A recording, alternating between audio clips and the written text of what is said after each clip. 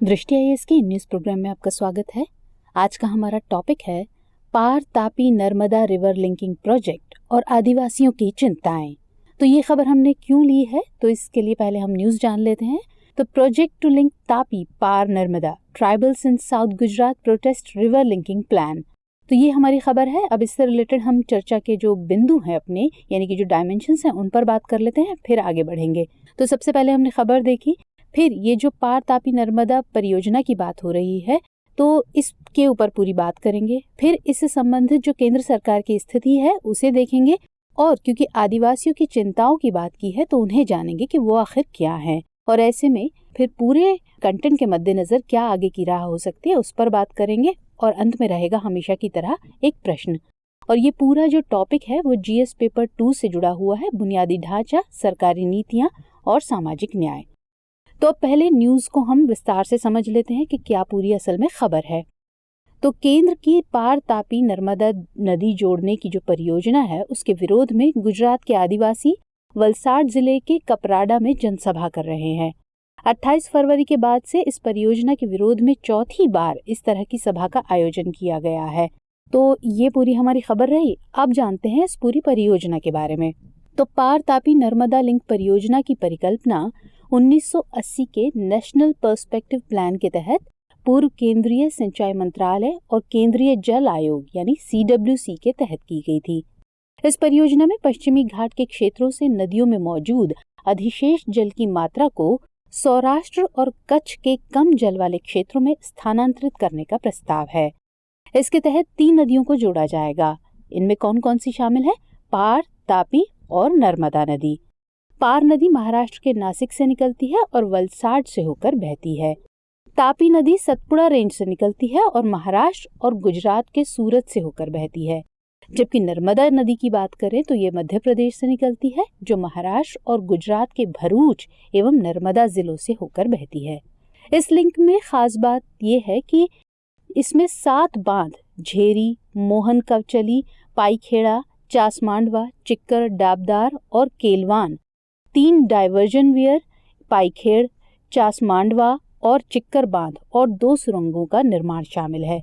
इसके अलावा इसमें 395 किलोमीटर लंबी नहरों और 6 बिजली घरों का निर्माण भी किया जाएगा। यहाँ इस इमेज के थ्रू आप देख सकते हैं कि एक तरफ इसका, बाईं तरफ इसका जो परसेंटेज है वो दिखाया हुआ है कि जो हिमालयन नदियां हैं उन सब का, और एक तरफ इसका यूज दिखाया हुआ है। तो हिमालयन का है 33%, पेनिनसुलर का है 19% और हाइड्रो इलेक्ट्रिक का है 48%। जबकि जो इसका यूज है तो पावर कितनी है 24% और इरिगेशन एंड वाटर सप्लाई है 76%। तो ये पूरा इसकी स्थिति है। अब इसमें जानने की कोशिश करते हैं कि जो केंद्र सरकार की स्थिति है उसको देखते हैं। मई 2010 को गुजरात, महाराष्ट्र और केंद्र सरकार के बीच एक समझौता ज्ञापन यानी MOU पर हस्ताक्षर किए गए थे, जिसमें परिकल्पना की गई थी कि गुजरात को इस नदी लिंक परियोजना का लाभ लिंक नहरों से मार्ग में सिंचाई के माध्यम से मिलेगा। इस परियोजना के लिए विस्तृत परियोजना रिपोर्ट यानी DPR 2015 में नेशनल वाटर डेवलपमेंट एजेंसी यानी NWDA द्वारा तैयार की गई थी और 2016 में गुजरात सरकार के हस्तक्षेप पर संशोधित की गई थी। इसके तहत सरकार ने आदिवासी क्षेत्रों में भूमि अधिग्रहण से बचने या कम करने के साथ साथ वाष्पीकरण और रिसाव के नुकसान को कम करने के लिए खुली नहरों के बजाय एक पाइपलाइन प्रणाली प्रदान करने का प्रस्ताव दिया। तो ये केंद्र सरकार की स्थिति की बात हुई। अब बात करते हैं आदिवासियों की चिंताओं की। तो इस परियोजना को लेकर सबसे बड़ी और अहम चिंता जो है वो है विस्थापन की।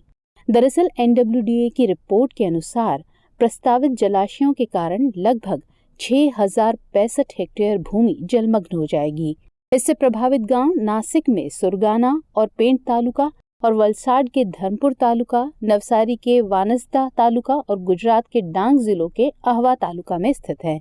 जिन जिलों में इस परियोजना को लागू किया जाएगा उनमें बड़े पैमाने पर आदिवासियों का वर्चस्व है और ऐसे में उन्हें विस्थापन का डर है। परियोजना के विरोध में आदिवासियों द्वारा पहले ही 3 जनसभाएं आयोजित की जा चुकी हैं। आगामी बैठकें होनी हैं, लेकिन अभी तारीख घोषित नहीं की गई है। इस आंदोलन को समस्त आदिवासी समाज, आदिवासी समन्वय मंच, आदिवासी एकता परिषद इत्यादि का समर्थन हासिल है। आपको बता दें कि पार तापी नर्मदा लिंक परियोजना की अनुमानित लागत 10,211 करोड़ रुपए है।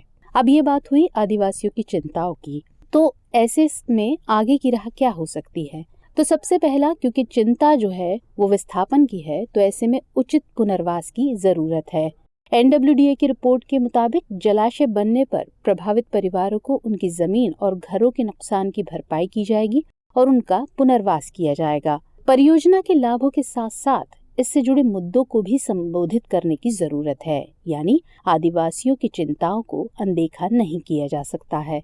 इसके अलावा परियोजना के पर्यावरणीय सामाजिक प्रभावों जैसे जैव विविधता पर प्रभाव, वनस्पतियों और जीवों, जलाशय के पानी की गुणवत्ता, पारिस्थितिकी आदि को भी पहचानने और उनका मूल्यांकन करने की जरूरत है।